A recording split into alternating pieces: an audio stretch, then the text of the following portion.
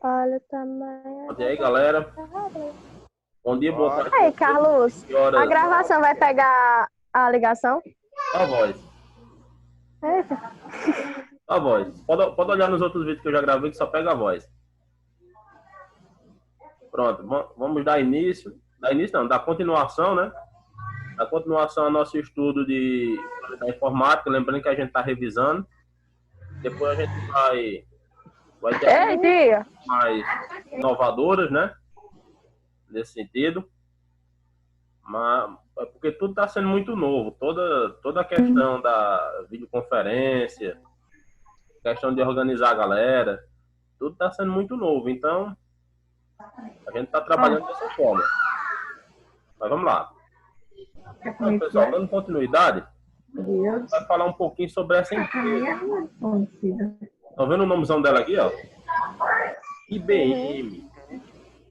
IBM é uma empresa muito antiga. Empresa muito antiga.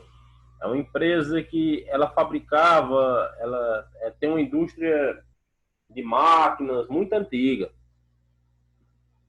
IBM é a sigla de International Business Machines, sei lá. É uma empresa americana que trabalha com produtos voltados para a área de informática. Hoje em dia, né?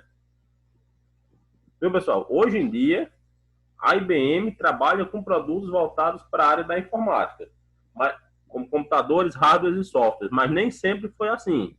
Ela já trabalhou com várias coisas, inclusive até com máquina de costura. Enfim, a IBM ela é uma empresa que ela puxa muito dos seus funcionários. Ela puxa muito da fidelidade, da disciplina, da organização. A IBM é uma empresa em que todas as pessoas se vestem exatamente do mesmo jeito. Não foi por acaso que eu coloquei essa imagem aqui, ó. E eles cantam o hino da empresa antes de entrar. Veja só. Eles cantam o hino da empresa antes de entrar. Eles têm uma fidelidade muito grande à empresa. Algumas pessoas comparam os funcionários da IBM como religiosos de uma religião. Devido a tamanha fidelidade, o tamanho sentido de patriotismo para eles que é trabalhar nessa empresa.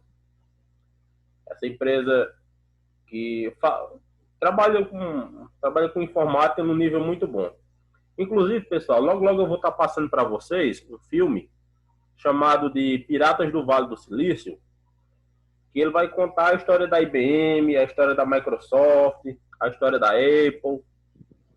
Eu acho que hoje mesmo eu vou passar esse filme para vocês, porque é muito interessante. E também vou começar a trabalhar com alguns vídeos, já que a gente tem agora essa disponibilidade de mais tempo em casa. A gente vai trabalhar dessa maneira. Pronto, dando continuidade. Olha aqui, pessoal, esse computador. Harvard Mark I. Calculadora mecânica e elétrica. Pesava 15 toneladas. Ela funcionou durante 15 anos. Produziu tabelas com fins militares e científicos. Veja bem, o Harvard Mark I, ele foi uma calculadora mecânica e elétrica. Eu pergunto a vocês agora. Esse computador, Harvard Mark I, ele foi de qual geração da computação? Primeira. Mais alguém? Primeira geração da informática. Qual foi o marco da primeira geração? Quem lembra? Os computadores mecânicos com válvulas eletrônicas. O surgimento da válvula, não foi? Sim, sim. A computação mecânica, ela não faz parte da pré-informática? É computadores com válvulas mecânicas. É porque eu tava... Exatamente. Vamos lá.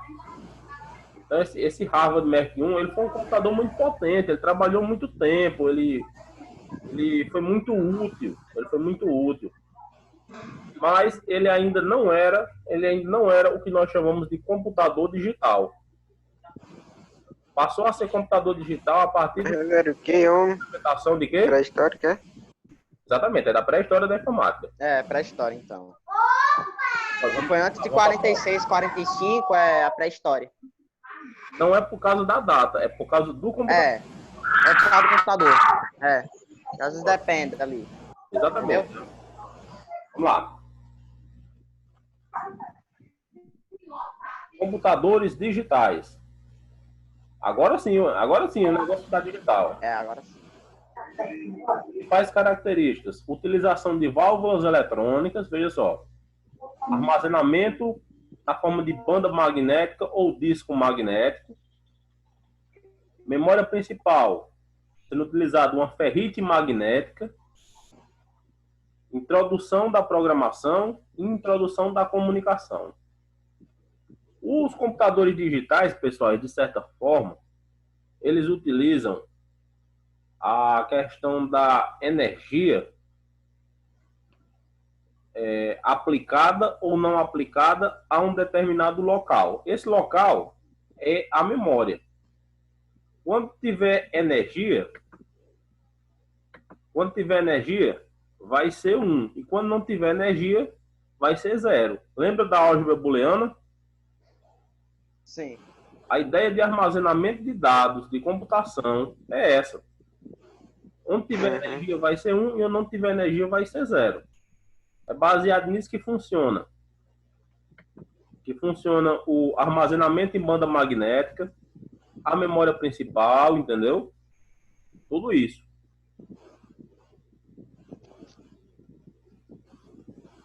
Pronto. A questão da introdução à programação a gente já falou um pouquinho também.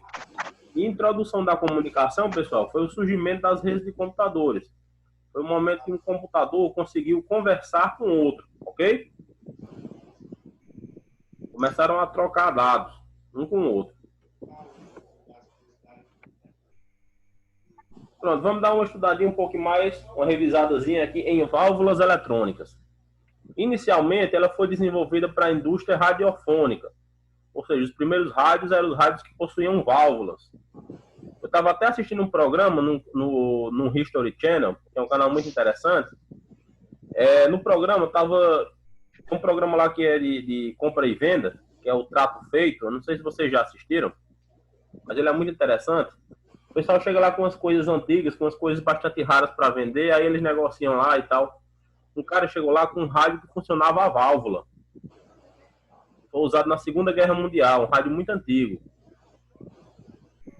E negociou lá até que acertou um preço e vendeu. Enfim, a válvula, pessoal, ela possibilitou cálculos milhares de vezes mais rápido do que com os anteriores relés eletromecânicos. A válvula ela foi uma revolução. Com toda certeza, no mundo da informática, ela foi uma revolução. O uso da válvula passou a tornar o computador digital. Trouxe à computação uma nova perspectiva. Trouxe à computação uma nova esfera, que foi a esfera digital, fazendo uso das válvulas eletrônicas. Aí uma imagenzinha de uma válvula mais moderna, né? Porque essas outras aqui, elas são meio antigas. Ó, pessoal, nessa imagem de baixo aqui, ó. Vocês estão vendo essa imagem de baixo? Sim. Sim ou não? Sim. Sim.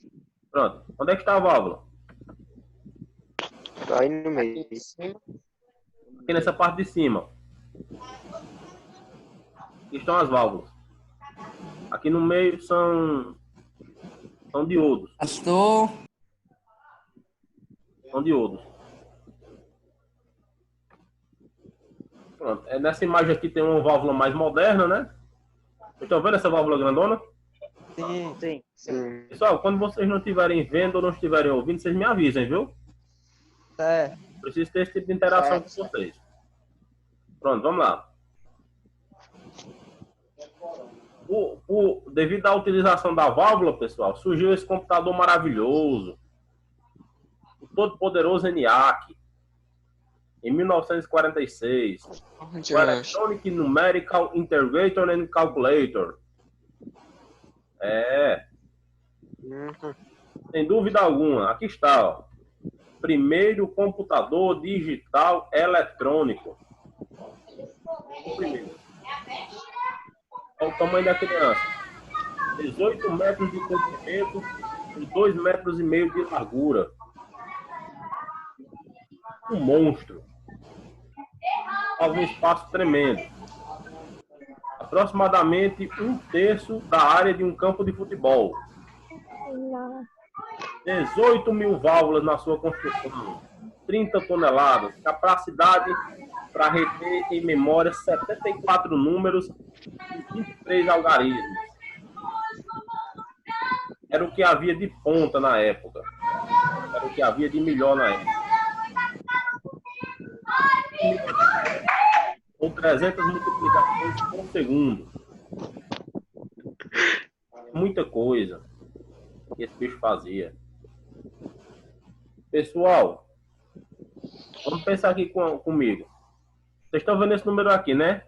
5 mil adições. Com 300 multiplicações por segundo. Era o que o ENIAC podia fazer. Na verdade, é muita coisa. Era muita coisa que ele podia fazer para a época, né?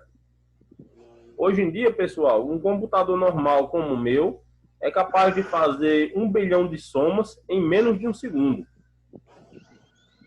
Um computador sem muitos detalhes, viu? Normal, assim como o meu. Vocês estão vendo como é a diferença? Pois é, imagine um supercomputador militar que faça presente nas bases militares dos exércitos, das forças armadas de alguns países hoje em dia, o que são capazes de fazer. Imagine os supercomputadores de universidades. São capazes de fazer.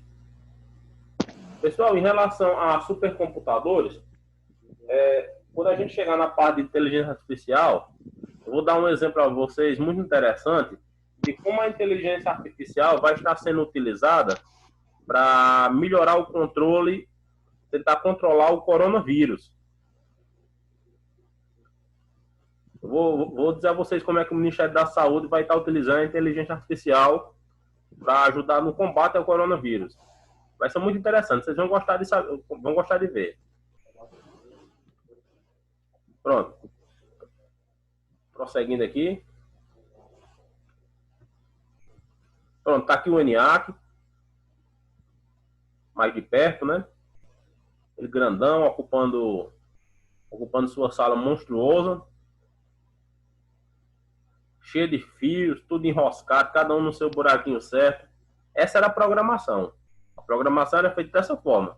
Tirava um cabo desse, tirava um cabo desse aqui, colocava num buraquinho desse, tirava esse outro, colocava no outro. Imagina se desse errado. Se desse errado, você ia ter que dar seus pulos, né? No sentido de tentar descobrir onde foi o erro.